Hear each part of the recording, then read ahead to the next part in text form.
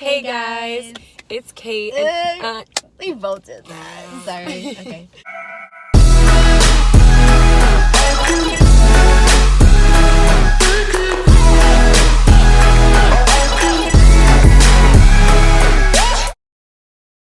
I'm here with Bree. And it's been a while since we filmed a video together, but we are back and we have all the tea. Better than ever. And we have all the tea for you guys. So let's just get into it. We're going to be spilling the tea on NAYC in this video. You know, we have seen a lot of people's opinions about it via Twitter, Instagram, Facebook. All right, so we've seen a lot of negative posts about the event, and we're here to tell you the truth about the event. So, I've seen a lot of tweets just kind of calling it like a fashion show and saying that people only go to show off their outfits or, you know, look really good. And while I don't think that that's false for some people, I definitely don't think that that's the only reason that people go. Yeah. I think, like, first of all, I don't know about you guys. I know there's a lot of, like, progressive churches out there that don't really dress up anymore. But for my church, we dress up every Sunday. Like, we wear, you know, full, like, dresses or, like, a nice skirt with a nice top with some heels. Our hair's done. Like, we don't wear jeans and, like, a sport coat. Like, my pastor wears a full suit. Like, for us, it's not weird to dress up for church. So when we go to NAYC, it's no different.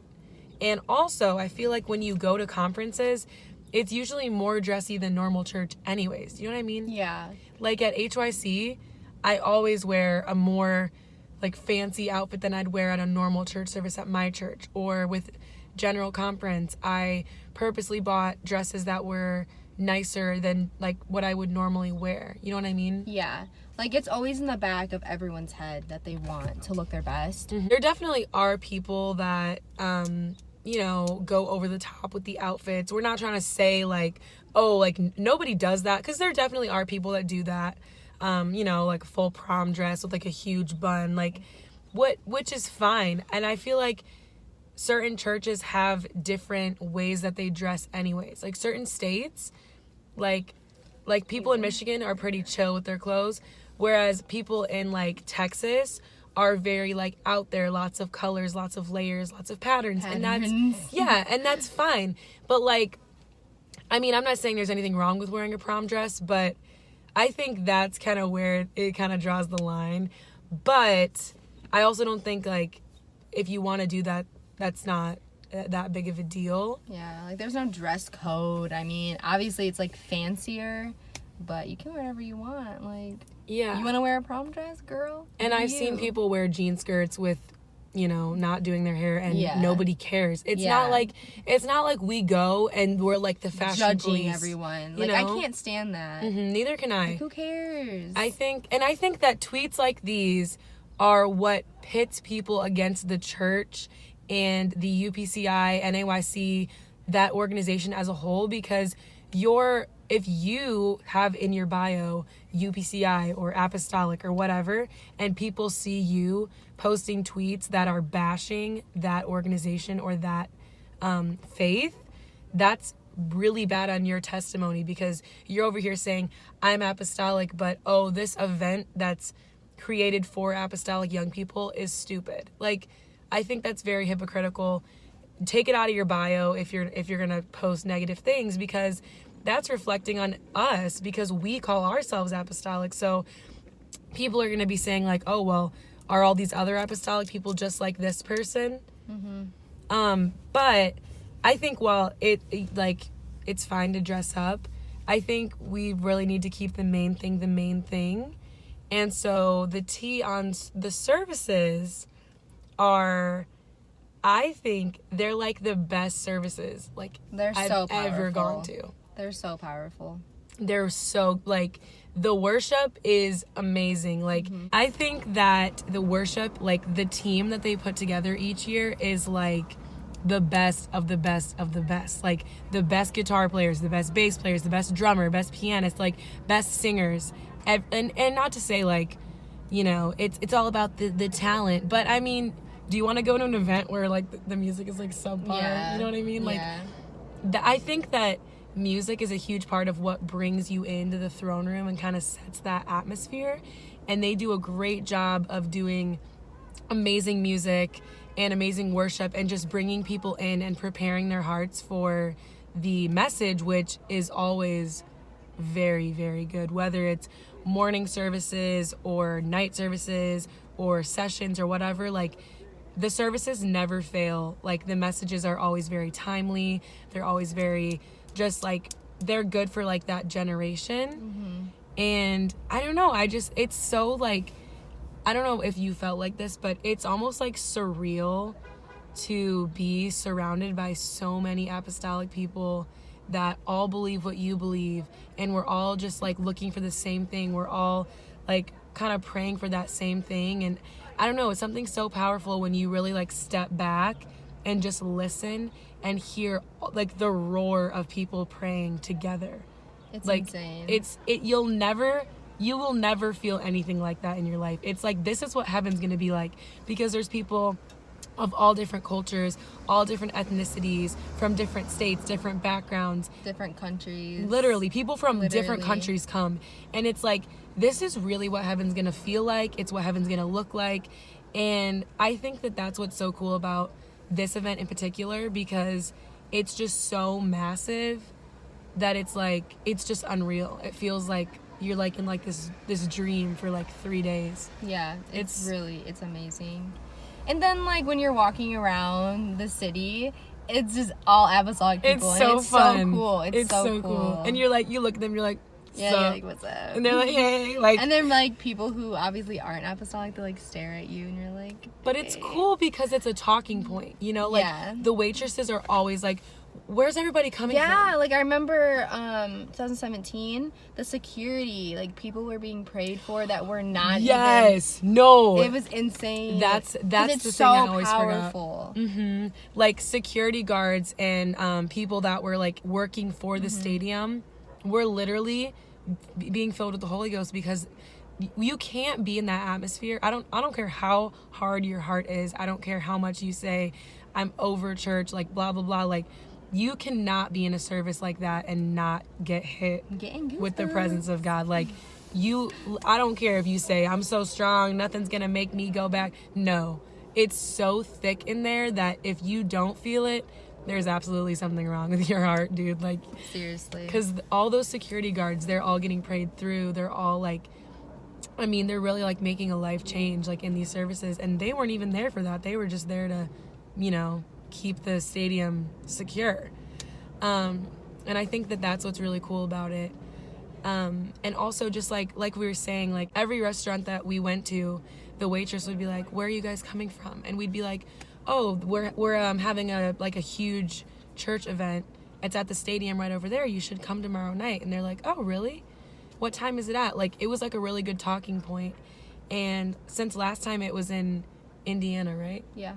The waitresses would be like, what are you guys doing? And we'd explain to them what it was. And they'd be like, oh, do you guys go to church around here? And we'd be like, no, but there's a church right down the street, Calvary Apostolic, which is where Indiana Bible College is at. And they'd be like, oh, I'm going to go visit. So it's cool because you're kind of like getting people to go to like other churches. And I think that's really cool. It's like just like inviting people, even though like I don't go there, like, you know, maybe that waitress ended up going, hopefully. It's definitely cool. And then the last thing that I think is really cool, I mean, there's multiple things, but the last thing I think is really cool about it is just like the aspect of meeting new people. Oh yeah, we didn't even mention that yet. Yeah, like for us, we obviously, we've been friends for like 3-4 years. Yeah, like 3 years. Yeah, so obviously when we go to these events, we like want to hang out with each other. So on the last night, we were all hanging out, we ended up meeting this group from California. Dude, it was so cool. Yeah, we literally didn't know them at all. Like, and it was so sad because, of course, it was the last night that we meet them. And we literally stayed out and roamed the city. Till like 5 in the morning. It was like 8 a.m., dude. Was it? The sun had risen. Yeah, again. it might have been like 6 or 7. It was so crazy. Yeah, because I got back to my room and I was like, my voice was gone, like how it is right now, but like even worse. And I felt so sad leaving them though. I was like, yeah, but it's cool because so cool. when they went to California, they hung out with all of them. Yeah, so me and my boyfriend's family, like a year later, right? Mm-hmm. Yeah, it was like a year later, we planned a trip to go to California, and we like met up with them again, and it was really cool. Yeah. So you definitely meet new people here. Yeah. Like, it really does happen. And some of them have like come up here to visit us, and so like it's really cool because we really did make connections with people we'd never have met otherwise. Like I would have never met them. And they told me they weren't even planning on going. It was like a last minute decision. Oh yeah, they did say that. And it's just weird because one of them I'm like still super close with and I talk to them like every day. And then I also like, I met these girls in the bathroom on the first night and ended up hanging out with them every single day. Like all throughout the day, at night. Like I knew them from Instagram, so like I kind of knew them, but I never met them. And it's always weird with Instagram friendships. Like you never know if you're actually gonna have a connection in real life. You know what I mean? Yeah. Because some girls, it's like you see them and you're like, oh my gosh, hey, and you guys are like hugging, and then there's other people where you're like, hey, and they're like, hi. They're like really standoffish. Yeah. Or like awkward. Yeah, you're like, okay. Yeah. Good to see ya. But I just think that just the aspect of like meeting new people, and I mean, it's cool to hang out with people that you already know, obviously, but you get to hang out with them anytime you want if you live in the same state. So I think it's cool to branch out. Yeah, exactly. And you never know, you might meet your future spouse there, you know. Never know. It's better to meet them there rather than like at your school or something, because then you're gonna have to flirt to convert, which doesn't usually work. I mean, sometimes it does, but but this is a rare person. This is a rare girl right here. It really is. So just don't even try it. I think it's easier to just like, you know, don't necessarily go to the event with the intention of like, I'm gonna meet my husband here, but there's always that possibility. Happen. Yeah, because there's 40,000 people. So many people. You know what I'm saying? There's lots of attractive young men there. They're all worshiping God. You know, make sure to look around and make sure that the boy that you think is cute is actually worshiping, because if he's just standing around, no, honey, we don't do that. It's not it. We just don't do that. But I think it's like a good place to kind of be on the lookout. So anyways, that's the tea on NAYC. If you guys were wondering, we totally clickbaited with this video because we knew that you guys would click on it. But we just wanted to like clear some things up because we don't like when people talk negative about events like this or about like our faith and our Okay. Like I'm being so quiet, but it's because I'm so hungry. I'm so hungry and it's okay. I'm just ready to eat. Okay, I'm sorry. I'll be done. But we just wanted to clear some things up because we don't want people talking negative about our organization. Don't hate on our name. Right, our faith. One guy. That's from this one guy. Throwing dirt on my name. Throwing literal dirt. And we just wanted to like, you know, set the record straight, so to speak. Not that anyone was asking us, but you know. Yeah, like if you've never had the chance to go, you should go. That's basically why we're making this. Exactly. And also, you know, we both do YouTube and we have younger girls that like watch our videos and use those as like advice, so to speak. So we want to make sure that we are like telling you guys the truth and, you know, letting you guys know what's going on and not using our influence to talk about events negatively. We want to like be positive and be like, this is why you should go, as opposed to these tweets from people that probably haven't been, that are just seeing Instagram posts and thinking this is probably what the event is like when you've never actually gone. So hopefully this video helped you to see that you should go. If you're thinking about it, just buy the ticket. It's not that expensive. It's really not. I guarantee you, I know someone who went to a concert recently and spent $200 on the ticket and didn't even sit anywhere close to the stage, whereas I got a floor seat for NAYC for $70. So I think it's worth it. It's not that expensive, and it's just a really awesome event. A great experience. Great experience. It really strengthens your youth group. It strengthens your faith as an individual. And I really do feel like it helps to bring revival back to your city because everyone is so on fire after that. Right. So, and also if you're struggling with your faith, I think that an event like this really helps you to realize, like, okay, I don't want to leave the church or whatever, if that's something that you're struggling with. I think that this event is very reassuring that, like, this is the right thing to be doing. So anyways, that's all for this video. If you guys have any other questions, we'll try to make another one. I'm definitely going to make a NAYC survival guide video soon. I just like with my tips and stuff. I think that'd be funny. But you guys have been requesting a video about NAYC, so this is the video, or at least one of them. Hope you guys are having a great day. If you have not clicked that subscribe button or hit the bell next to it, be sure to do so you can be notified every time I upload a video. And don't forget to subscribe to Bree because she does have a YouTube channel. She just hit 500.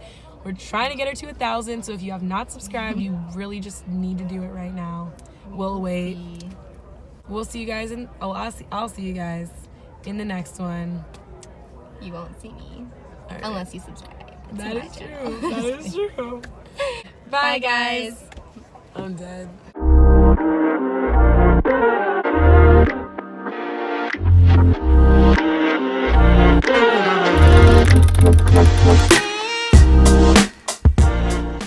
Hey. That was good.